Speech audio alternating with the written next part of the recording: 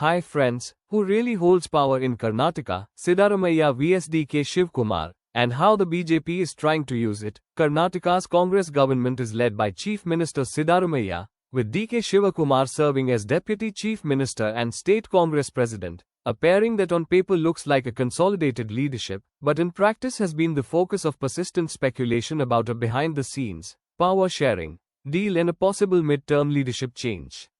The debate matters because it shapes governance, ministerial appointments, factional balance and, crucially, the BJP's strategy to weaken Congress ahead of future polls.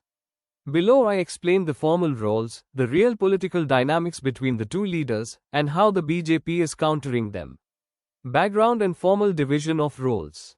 Siddaramaiah returned as CM after the Congress victory and retained the prime constitutional authority as head of government.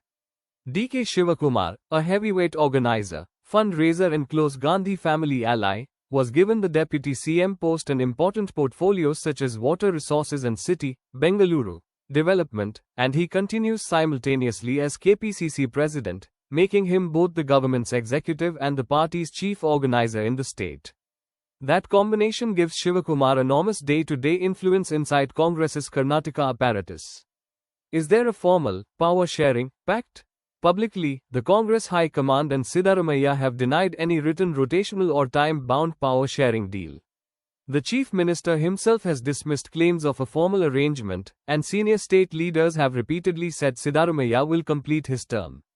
At the same time, multiple media reports and political whispers over the last year have suggested an informal understanding or at least an expectation in Shivakumar's camp that he would be in contention for the CMS chair at some point, an ambiguity that fuels rumors and bargaining. In short, no documented pact, but real political expectations and jockeying. How the arrangement actually functions day to day. Practically, Siddaramaiah runs government policy and public messaging. Shivakumar drives organization, discipline and urban, bureaucratic mobilization, especially in Bengaluru. Where they overlap, appointments, candidate selection, cabinet portfolios, and big-ticket projects, the interplay of Siddaramaiah's administrative claim and Shivakumar's organizational muscle creates negotiation points. Shivakumar's control of the party machinery means he can raise his influence through cadre loyalty and by shaping KPCC networks. Siddaramaiah's electoral and governance record gives him public legitimacy. That combination keeps both in the game but also makes friction likely whenever distribution of ministerial spoils, caste balancing or regional claims come up. Recent cabinet reshuffle talk and meetings with the AICC show those tensions are actively being managed at the center of the party. What the BJP is doing about it, the counter-strategy. The BJP's response is strategic and two-pronged: narrative warfare, amplify the split. The BJP repeatedly highlights the tussle line in public statements and local media appearances, arguing that infighting will destabilize governance and thereby push for mid-term elections rather than attempt to form an alternative government. By portraying Congress as riven by leadership fights, the BJP aims to erode public confidence in the state administration and attract undecided voters. BJP leaders publicly predicted that internal disputes could cause the Congress government to fall, a message repeated across districts. Electoral arithmetic and alliance building. Beyond messaging, the BJP works the ground, consolidating its base among Lingayats and other dominant communities, courting JD.S. and regional leaders where advantageous, and using local governance issues, flood relief, farm grievances, to highlight governance failures. The party also times its criticisms to exploit moments of visible Congress uncertainty, cabinet reshuffle rumors, public disagreements, trying to convert perception into electoral advantage. Analysts note that a strong national performance in other states can also be used by the BJP to blunt any internal Congress attempt at a negotiated leadership transition. Constraints on both sides. Two constraints blunt dramatic outcomes. First, Congress's National High Command remains the ultimate arbiter in Karnataka. Any leadership change would need central approval and would be calibrated against national political calculations.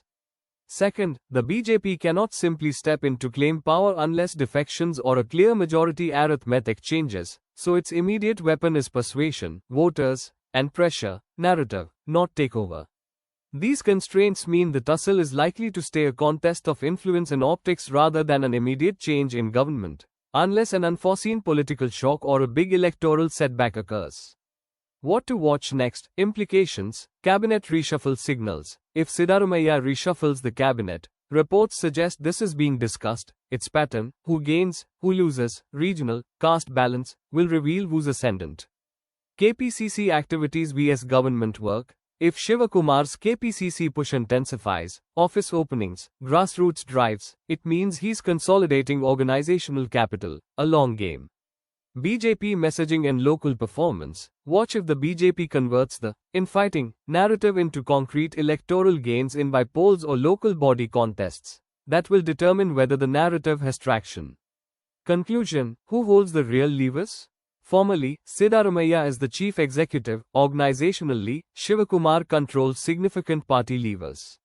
The relationship is therefore a shared but asymmetric form of power. Siddaramaiah sets governance direction, Shivkumar controls party machinery and urban networks.